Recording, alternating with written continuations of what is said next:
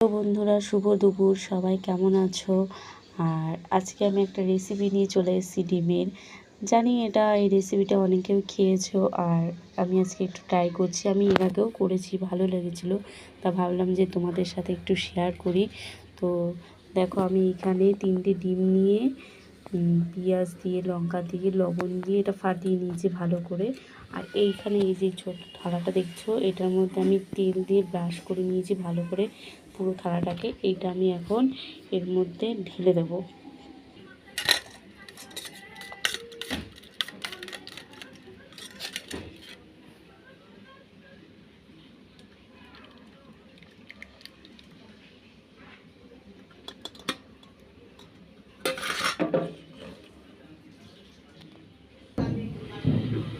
এই দেখো, আমি আগের থেকে এখানে গরম জল বসিয়ে দিয়েছিলাম।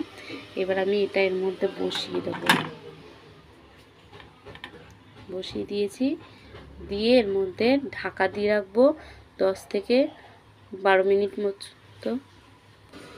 দেখো, আমি এই থালাটা দিয়ে ঢেকে দিয়েছি, দিয়ে তারপরে এর উপরে আমি সাঁড়াশিটা দিয়ে রাখলাম একটু চাপা, যাতে ভাপটা বাইরে না বেরোতে পারে।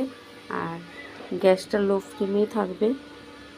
10 থেকে 15 মিনিট পর আবার তোমাদের সাথে দেখা।